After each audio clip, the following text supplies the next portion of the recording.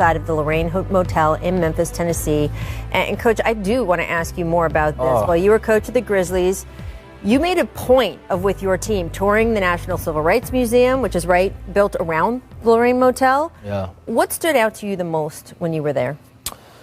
Well, first off, it just moves you immediately understanding the significance of what happened in that moment and understanding what it did to our country, what it did to the black community, what it did for black and white relations in our country. And you feel it, the gravity of it as you pass through it. In that moment there, well, they let us stand in the spot where he was killed. And for me, I think what broke me down was, here I am, a black man. I'm the head coach of the Memphis Grizzlies. And I'm 2 generations removed from a sanitation worker from Mississippi who went through Your Jim Crow, grandfather. my grandfather. And that is who Dr. King was there fighting for, Yes. was the sanitation workers. And for some reason, it overwhelmed me. It still overwhelms me now to think about just 2 generations later, what we've accomplished, where we are now. And so the best way we can honor him is to pay that forward and continuing to serve and trying to change the world. Yeah, for me, that, even though I haven't had a chance to tour that, just watching you in that moment, it gets emotional, especially being a black man from the South, because you see all the trials and tribulations that black people have to go through and what we have to overcome. And it's just so heart-wrenching and so heartfelt that people around the world are really now trying to see what is going on in this country. And I know right now everybody wants this to be full force and to happen now because that's the day and age we live in, but it's going to be baby steps. Just think about it. I just talked about not having MLK Day when I played, now we have one. And hopefully by the time our grandchildren and our children's children have this moment, it is equality. And it's just a moment, we're going to have to be patient. We're going to have to work towards it, and we not just got to sit back and stay silent, because when you silence, things don't happen. So we still got to keep our voice and keep that message in front so we can move forward. Absolutely. And the celebration of Martin Luther King, of course, also a celebration of so many men and women who have made so much progress pushing this country forward in the battle for civil rights. Clearly still going on today. It's important to recognize just the breadth of the movement, that there were so many people who put their lives, their families on the line because the change had to come. And we have so much respect for all of them, and it's up to all of us to keep doing it. And we'll be talking about it throughout the show today. I do want to get to a little basketball, too, because earlier today, James Harden posting a thread of tweets, guys, thanking the city of Houston, thanking the Rockets organization, saying the city has given me everything I could ask for and more. He goes on to write he's forever indebted to the city and, quote, it's far from a goodbye as I pay all of my debts. As for Harden's future, we did get our first look at him as a member of the Nets alongside KD on Saturday. He had 32 points, 14 assists, 12 rebounds. Oh, by the way, KD dropped 42 after the game. James said, quote, it was easy out there. Harden responsible for 63 points against the Magic when you look into, between third most all-time for a debut in NBA history behind his Rockets debut 2012, Kyrie's Nets debut last season. Kyrie, of course, sat out Saturday's game, and just reported by Woj, Kyrie is also going to miss tonight's game against the Bucks on TNT as he works his way back into playing shape after missing what will now be 7 games due to personal reasons. Robert, James said it was easy. How easy do you expect it to be for the Nets moving forward?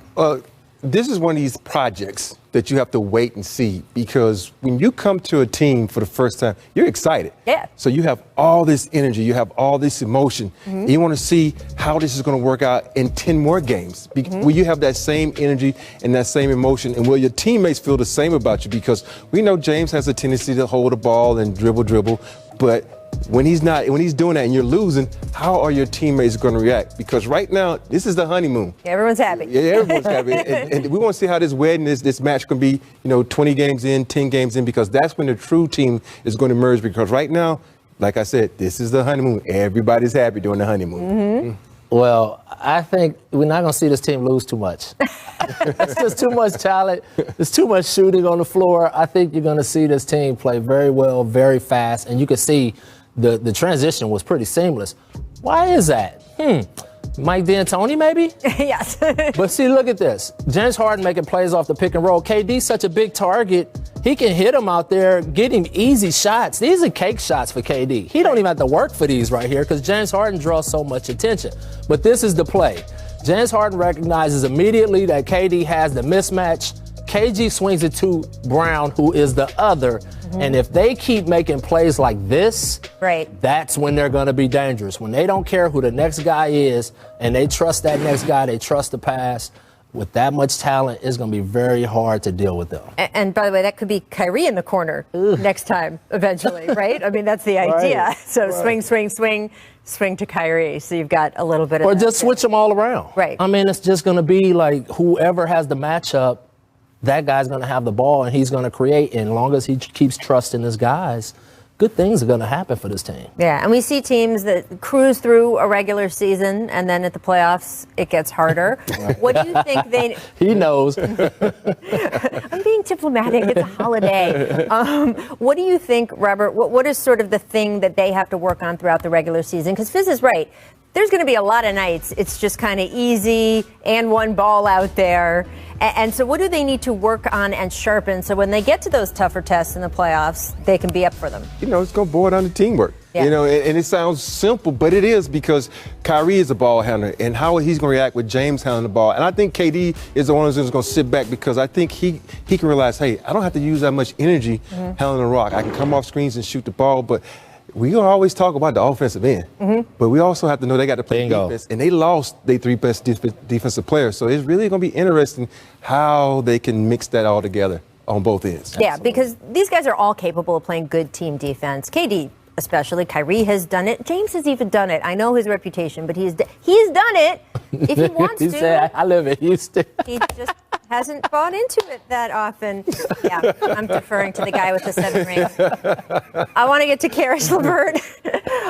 Moved from the Nets, of course, to the Pacers as part of that 4-team trade. But news over the weekend, he is out indefinitely after an MRI revealed a small mass on his left kidney during a physical prior to finalizing the trade. Now, the Pacers talked about the fact that they discussed, should we void the deal, right? And Robert Horry, you told the story on Friday's show about you were part of a trade for Sean Elliott when a physical revealed part of his kidney problem, and that deal was voided. The Pacers decided, though, they did want to stick with the trade. Brooklyn sent an additional $2.6 million to Indy to ensure that the deal held up, so I'm sure that helps too. LeVert will undergo further medical tests. Of course, the entire NBA community hopes to see Karis back out on the court as soon as possible, and it is a good sign, not to get into his private medical business, but the fact that the Pacers decided, after seeing his records and seeing the MRI, we don't consider this such a long-term problem. We want to keep him. That's just good to sort of know, as we all think and wish the best for him, that hopefully it's not a super significant life-altering type of thing and he can get treatment, get back on the court as soon as possible.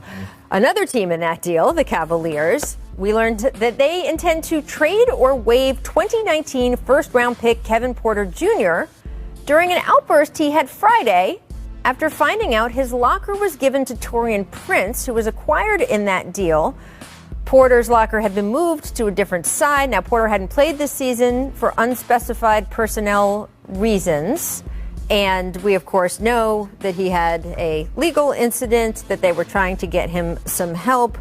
According to reporting, this was first reported by The Athletic, confirmed by ESPN, that Porter reportedly got into a screaming match with Cavs brass and threw some food in the locker room. Remember, J.R. Smith threw the bowl of chicken tortilla soup years ago? I don't know what it is about food in the Cavaliers locker room, but there you go. After that altercation, Porter was told to clean out his locker. Other members of the roster were informed he would no longer be on the team. As mentioned, The Athletic first reported this incident. Coach Fizz, what is your reaction to this? It's sad, you know, because obviously you're starting to see continuous incidents happen, and you hate to see that kind of spiral start to take place with a kid. And, you know, I know as a black coach, you said that term a lot this show already, but as a black coach, knowing what some of these kids go through to get to where they are, and a lot of people don't understand it, but a lot of these kids, and I'm not excusing him for his behavior, but a lot of these kids suffer trauma. when you grow up in a neighborhood where gunshots is ringing out all the time, or the potential for you to get robbed is there all the time, or the police is basically occupying your neighborhood, there's trauma that comes with that. And I can tell you from the standpoint of my own personal trauma, because I lived in a neighborhood like that, and I know where this kid is from. And so it's unfortunate to see him in these circumstances. You hope that people around him can help him and galvanize him and get his career and his life back on the right track to where, because he's super talented. An NBA player is not the question.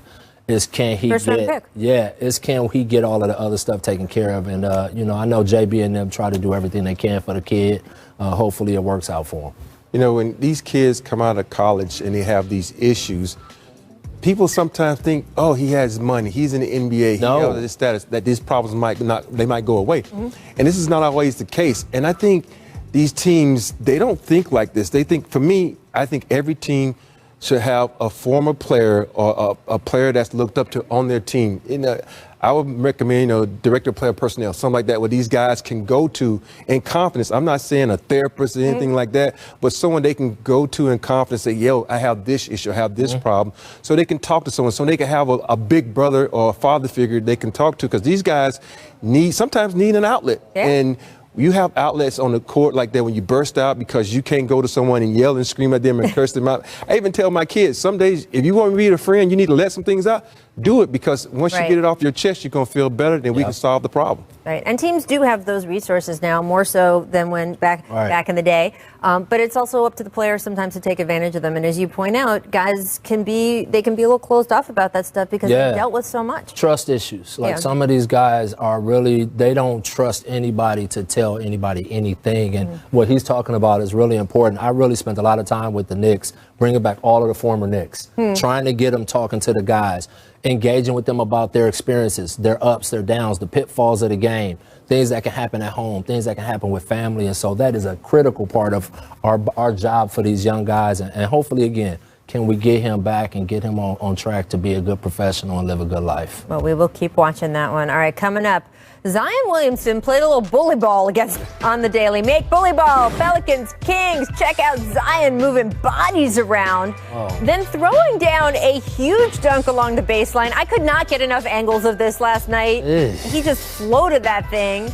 I mean, this is what we wanted from him, right? That combo, Rob? He's on a roll like this. This is what you want. It's a oh my gosh moment, because the dude is so dynamic. He just tacks the basket, and you're like, wow, man, get out of the way. That was one of those weak side help jobs where that guy goes, oh, my bad, man, I got you next time. That's like, I can't get there, my bad. Later, got stuck. But this guy, this is what he was built for here. Right. This is a fun game to watch. Miss, bad shoulders, Pacers, Clips. Paul George throwing down the huge slam in the first quarter. So, Coach, this is the best Paul George has looked since? When he was in OKC. He was third in MVP voting, and he's starting to show that he's got a chip on his shoulder. I think the whole thing with Devin Booker got him going, all the criticisms about him in the playoffs, and he's starting to show people. Why y'all always trying to show clips where I was on the bench? I don't like this crap. Bird, I did not tell him to do that. Hey, PG is doing his thing right now. A lot of guys are going to still wait and see what he's going to do in the playoffs, because, he calls himself playoff P, so we still waiting, P. That's the key. Well, we'll talk a little bit more about the Clips later in the show, but he looked good last night. Make Globetrotters. Let's get a little Bulls-Mavs action here. Luka Doncic going behind the back 2 times for the dish. He had 36, 16, and 15 in a 16-point home loss to the Bulls. So, Rob, is it a bad omen for Dallas that he plays that well and they don't win? Yes, it is. Yes. The thing about when you have your best player on your team playing this good and you get no help, it's going to be a long season. And guys should step up, because the better he plays and you win, he gets MVP. Help a brother out. Please help him out. Let's go. Hey, I think they're going to be fine. Yeah, I know you like this. I like this Dallas team. I think they're going to be just fine. Crap happens. Yeah, you have those nights. Miss Boredom, Ja is back. The entire NBA got better this weekend when this happened. Here's an alley-oop against the Sixers from Saturday. Wow, the NBA is better with John Morant in it. I'm sorry for the guys caught out on this alley-oop, but I'm sorry. Absolutely. So fun. No doubt about it. This kid is one of the most exciting players in the league, hands down. I'm so jealous of guys like that, man. They can just fly through the air. I remember you had that. Not that easy. That's just simple for him. The things he can do is amazing. Amazing. Of the 3 people on the set right now, Robert, you were the one with the hop. You might got me though, right? Time to run it back to the best point guard alley-oops ever. Number 5, 2012, John Wall on Baron Davis. Take a look. Oh, just take that, please. A little fun. Hey, BD, I did not tell him to do that, BD. You know, it's neighborhood with us, man. We love Baron, come on, Baron. You know, I wouldn't do that to you. Baron has got a lot of people in return. Number 4, Baron got a lot of people. D Rose versus the Hawks. Could he fly? Pre-knee surgery, D Rose. Oh, man. I love watching those when it's against somebody else. A young, healthy D Rose is probably one of the best point guards you will ever see. Oh, my God. We hate all the injuries happening. Number 3, 2000, Stevie franchise, Mr. Maryland against the Sonics. Oh, come on. Oh, come on, Stevie Shout franchise. out Sonics, we miss you. We do miss the Sonics big time. Come back soon. Come on, Seattle. We got to get a team in Seattle. Number 2, 2012, KD to Russ. Oh, man. Okay. Oh, I miss those 2 guys. They got 2 of them. I guess it's just Kyrie now, right? It's Kyrie that's filling in now. They got some of the band back together. How good was that? That was like the crank. You got the whole thing. He does everything. So mad when he comes. 2001. Poor bastard. Our friend Steven Jackson, Stephon Marbury. Steph can get up now. Yes. Steph has some Starberry boots. Look at right his there. head. Oh, my. Over the head. Okay, Steph. Back in the day. All right, here's what the feature we just watched. Thank you for joining us today. And look, I want to talk to you because no one has covered this better and more thoroughly than you. How has this past year of civil unrest in this country changed the NBA? Well, I think what we learned from the players is there's strength in numbers. You know, Rachel, you were with me in the bubble and seeing those social justice jerseys and Black Lives Matter on the court, seeing the 3-day revolution in which the players decided not to play. And that allowed most of the NBA arenas to be turned into polling stations that I think definitely had an impact on the election, certainly in Georgia. I mean, they certainly show that they have strength, and I hope the players don't forget to use that strength, whether it's for getting more GMs or more coaches. And then also, you know, now we're seeing with the Memphis Grizzlies, I think in terms of honoring MLK, no one has done it better for them. They've had a symposium and a celebration for 19 years now that I've been blessed to be a part of. I got to interview Jaren Jackson this time around, and he's been really, really big on voting, and I expect him to be in the future. I also, during this time, during those visits, had a chance to go to the National Civil Rights Museum, which if you haven't been, it's certainly a very impactful place. And the one thing that stood out to me of all the things that have stood out to me is towards the entrance, you see from global impact slavery had from 1619 to 1861, and a depiction of what it was like for Africans to be basically squeezed to the bottom of these slave ships and brought to the Americas. Yeah. You know, the thing about when we watch these athletes and we watch this day, we have to remember it's not just today.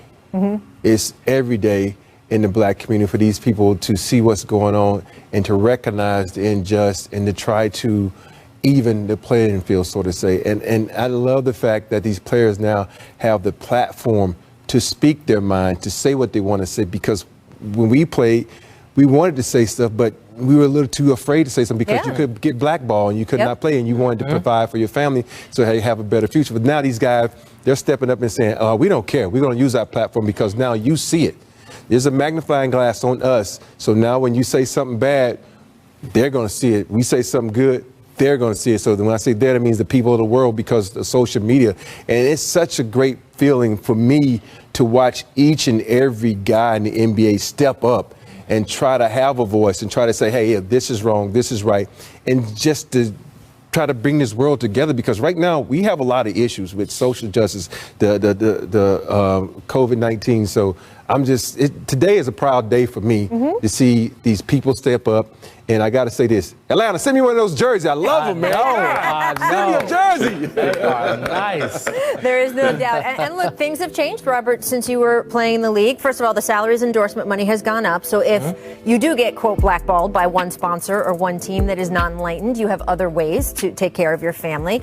But also, as Mark pointed out, strength in numbers, man. You had some of the biggest stars in the NBA when Dwayne Wade, Chris Paul, LeBron James, Carmelo Anthony stood up on that SB stage and said, we challenge all athletes out there. This is a priority to stand up for the people who are not being spoken for. Right. And I think that really unleashed an incredible sense of ownership from these young NBA players. We have an incredible crop of under 25 players in the NBA who do for their communities before they even do for themselves.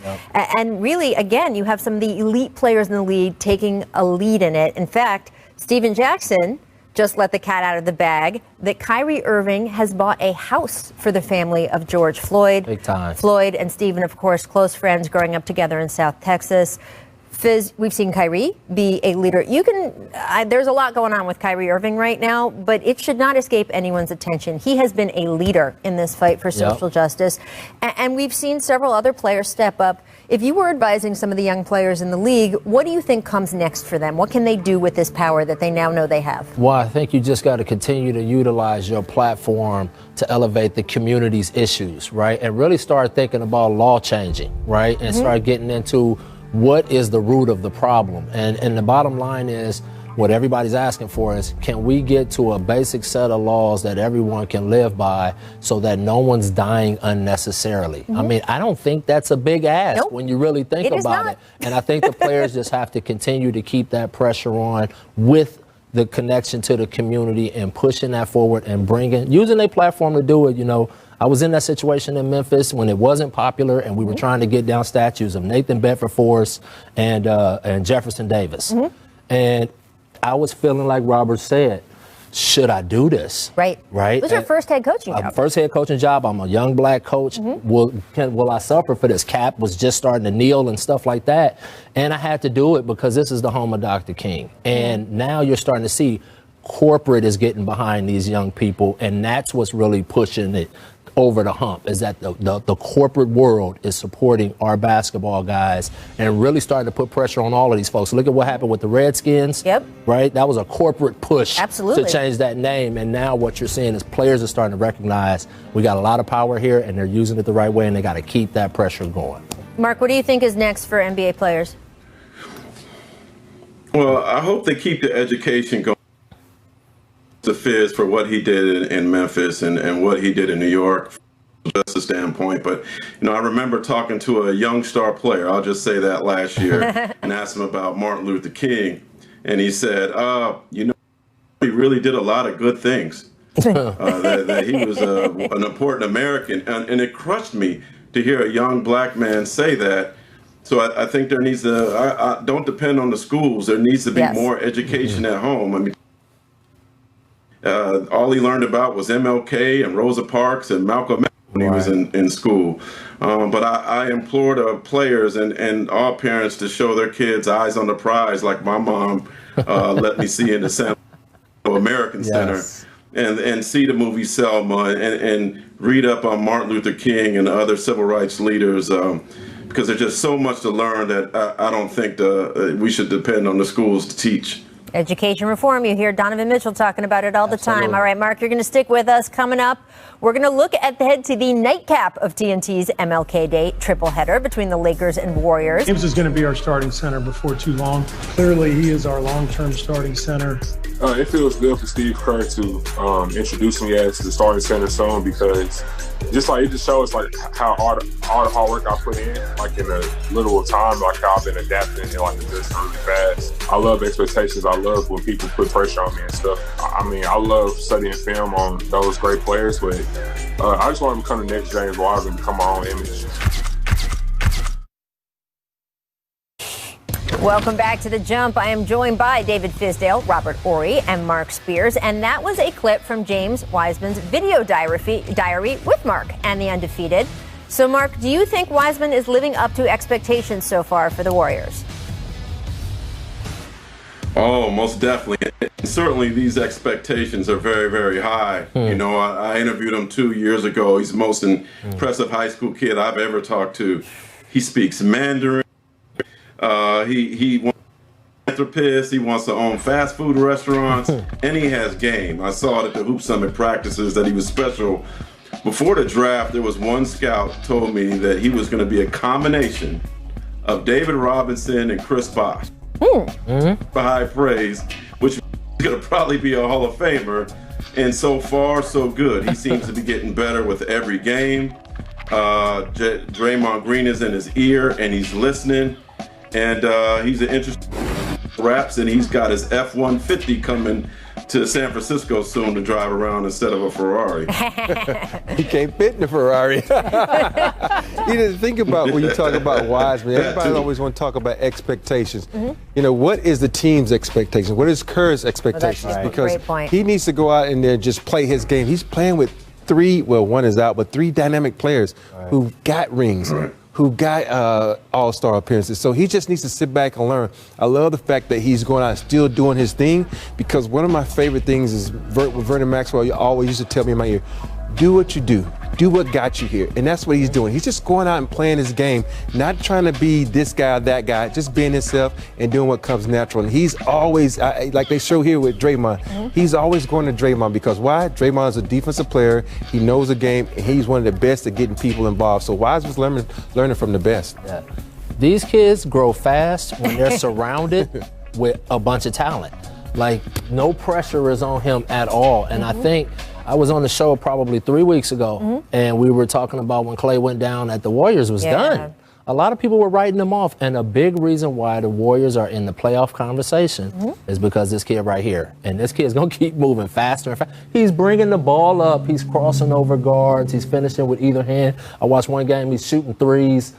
He is dynamic. You add that to the mix of what Golden State does and the championship pedigree, like you said, Draymond, defensive player of the year. Steph, MVP. He's learning from the best. Yep, absolutely. All right, Mark, thank you so much for joining us today. We will see you again soon. Everyone else stick with us, because coming up, we're going to talk about the Clippers. Way to get after them, guys. Good defense. I want to get to the Clippers, everyone. The Clippers blew out the Pacers last night by 33 points. It was a balanced attack. 7 Clippers scored in double figures. Here's Marcus Morris and Paul George on the team's improved chemistry this year. Take a listen. This was really interesting. I feel like our energy is way better this season. I think guys are buying in. Guys are, enjoying playing the game. And obviously, there's been a lot of talk about PG and, how he's feeling going into the season.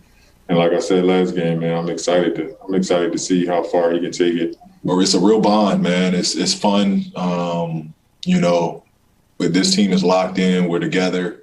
It's one of the best locker rooms I've been around and been in. It's just hopefully you guys see it, just how well we're meshing, and we're gonna continue to build off that. We like where we're at and like where we're headed, and we want to see this thing play all the way through.